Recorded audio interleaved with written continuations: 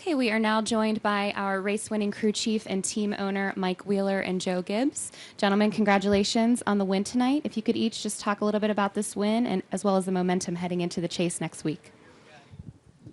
Obviously, this win's pretty big because it's Denny's home track. Haven't won here in a long time, so it's been on our calendar to actually perform here and go into the chase pretty hot. I didn't think I'd come in the weekend, winning the pole and being 4 laps shy of leading the most laps, but winning the race. It's really good that we put a total team effort in between pit stops and strategy and A team and B team and everybody involved. That it was a good team effort to win this race. Pretty happy where we started the year off with a win and came back with a win. I think we were 4th in points for the segment. Pretty proud of that. Looking forward to the chase. Coach, if you could just share some of your thoughts as well. Yeah, of course, it is Denny's home track, but we love coming to Richmond. I think this racetrack produces great races. Tonight, I thought that was a heck of a race. A lot going on.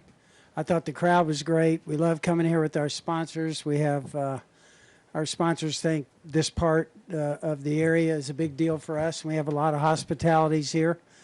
And so for FedEx, really proud for them.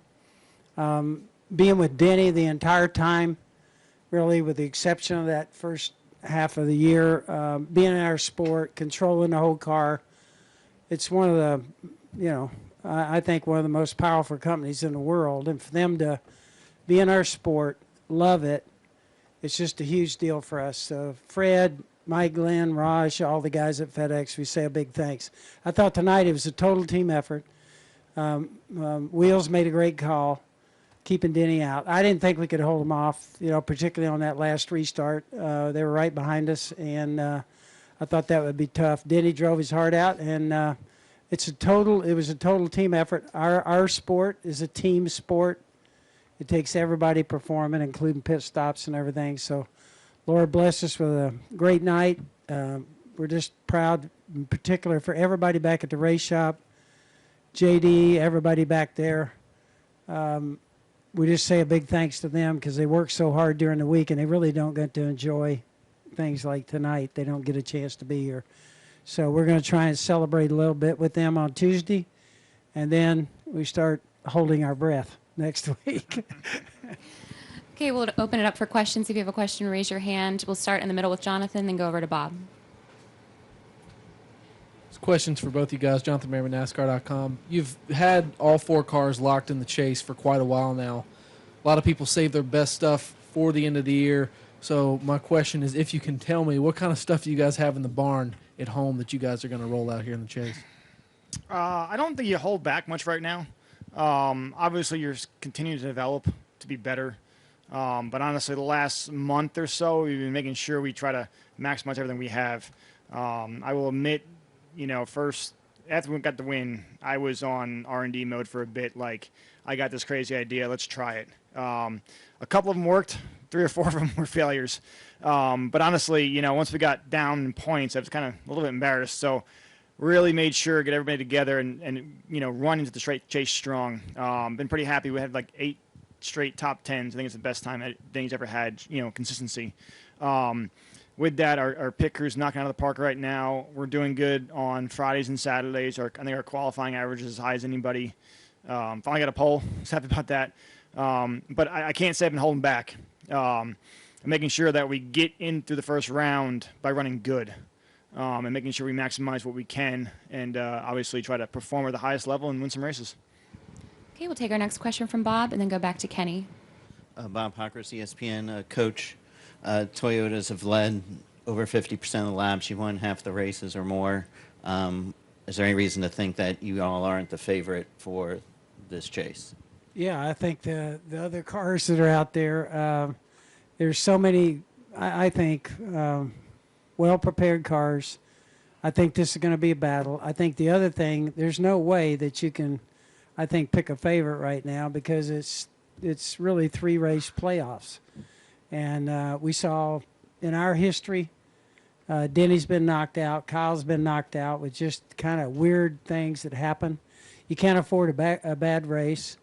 And so I feel like what we tried to do this year, when I watched the crew chiefs, drivers, and everybody, we just tried to go every week and be as good as we could be and race as hard as we could. I think Wheels said they tried a few things earlier in the year, but really each and every week I felt like we kind of went after it, and we felt like that was the best way to prepare for the chase.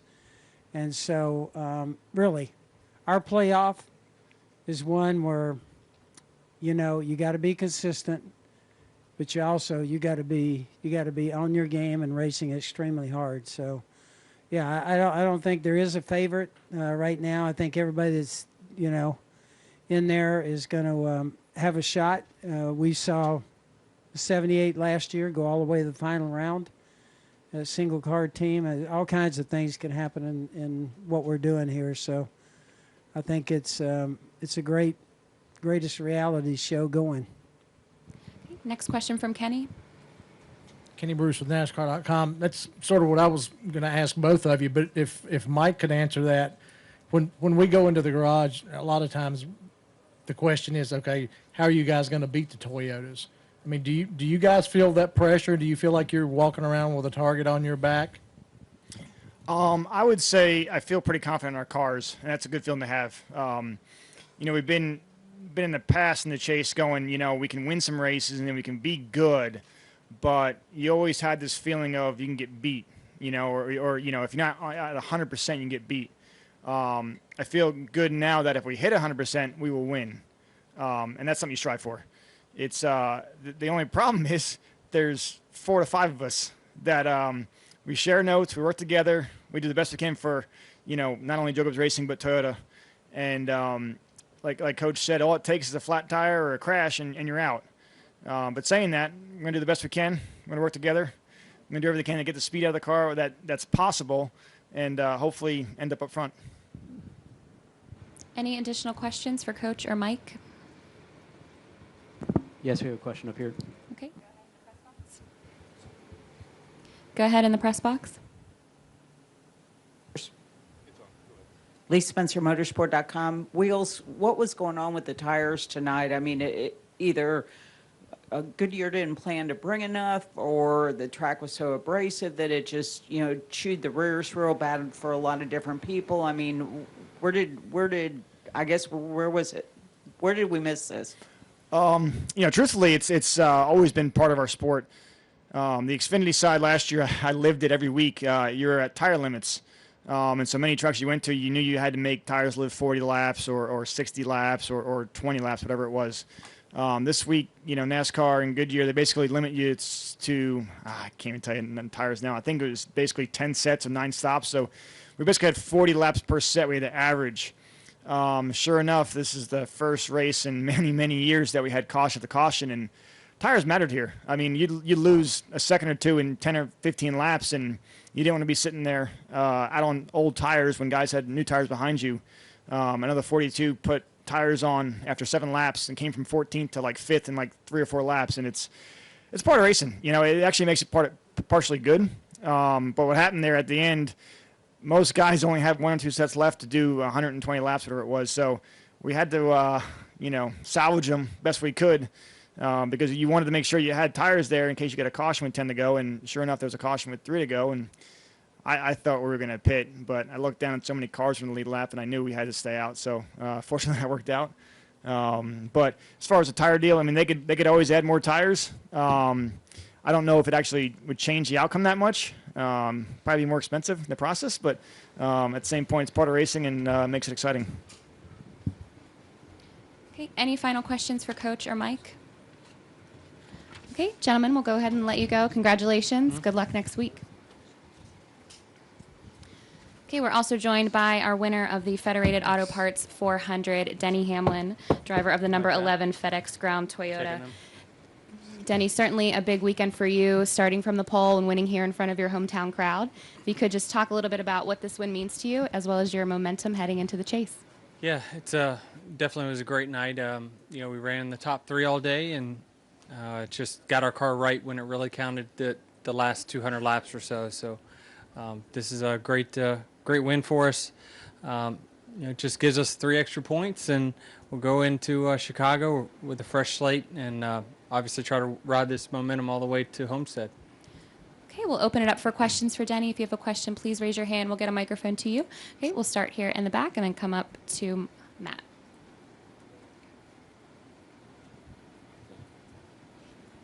Mark Davis, NBC 12 in Richmond. Denny, congratulations. What goes through your mind in a race with all these cautions, with 2 laps to go, another yellow flag comes out? What goes through your mind there, when that happens? And at that point, pretty confident you can hang on and have a good restart and go for the win.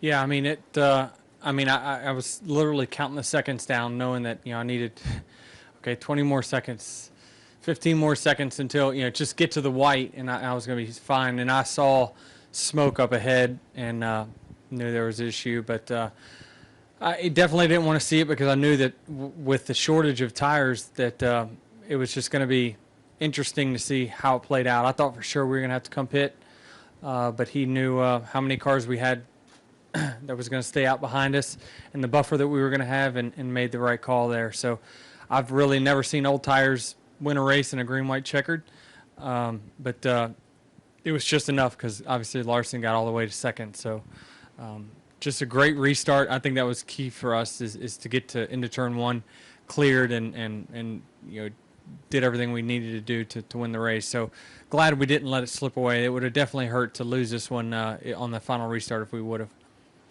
Okay, next question from Matt and then to Jeff. Matt Weaver, AutoWeekRacer.com. Heading into the chase this year, this is the 3rd year with the elimination format, and the first 2 years have kind of taken on a Wild West, Bowman Gray-like mentality. 1, do you expect that to continue? And 2, do you think that sort of intensity and drama is good for the growth of the sport? Yeah, I think that, Rex is a part of NASCAR. It's always been part of it for sure. But you're getting down to the last race of the regular season. Some guys, have a care factor that's really low right now, and so I think that it's just part of that. But I think that the chase, I think things get a little bit tamer in the chase because people are aware of, the chase cars, and whether they say so or not, they definitely race a little bit more careful around those guys, especially when you're, not racing for a win. So I don't foresee it going much further, but I think as guys get eliminated, it could definitely ramp back up again. Okay, next question from Jeff, and then we'll go up to the press box. Jeff Gluck from USA Today. I think Toyota's ended up winning half the regular season races, so you guys look pretty dominant. Who's going to stop you and how? I don't know. I think that any one of these guys can get going. You don't know what they've got at the shop waiting to come to the racetrack, so I think it's really hard to predict what happens from this point on. I mean, is it a continuation of the regular season, or has somebody been laying in the weeds? I mean, I think that obviously Larson's really stepped up his game over the last month or so. So I don't know. I mean, obviously the 4 cars got a great speed week in, week out. So he's definitely going to be a challenger, no doubt about it. The 42, and you just don't know. I mean, that 24 went on a run for about a month as well. So, like I say, until you get to Chicago, look at practice, look at how the first race goes, that's kind of, to me, the barometer of where we're really at. And any additional questions downstairs? Okay, we'll go over to Bob. Bob Pockris, ESPN. I assume since you're active on Twitter that you saw Harvick's tweet earlier in the week of the bull, that he tweeted that his mood was that of this bull, running through a crowd. Is that what it takes to win the chase, or does it depend on kind of the driver and how they approach it? Well, in order to be the bull, you have to be behind someone. So I'd rather just be out front and fast, all the time. So I don't know. I mean, I think that there's times to be aggressive, and there's times to have the mentality to be aggressive and just bull your way through. But ultimately, in our sport nowadays, it seems like if you bump into a guy, you expect to get bumped or wrecked, right back. So I just think this is a NASCAR of retaliation. It seems like it's really ramped up over the last few years. So I'm not sure that just bulling through cars or anything is the right way to win a championship, but those guys got enough speed that at Darlington they didn't need to do much. They had the field cover. So it's several different ways to win it. We've seen a lot of different champions do it a lot of different ways, and we'll just see how it all plays out. But I like our chances at this point. Okay, we'll take our next question from Nate. Nate Ryan, NBC Sports. Denny, I don't know if it was happenstance or what, but the tire management situation tonight becoming such a big deal, is that maybe stumbling onto something? Like, would it make sense to have fewer sets and have that be part of the race regardless? I don't know. The purist in me says no, but the excitement maybe says yes. I know in Xfinity, I mean, tire man, they reduce those guys to a lot, in the racing's not really any better. So I think eventually, when teams know that they're short, they're all going to play it nearly the same way. When this race kind of caught people off guard because they realized halfway, oh goodness, we're going to be short. So, I think it just showed at the end with all those little sprints and then sprints and cautions.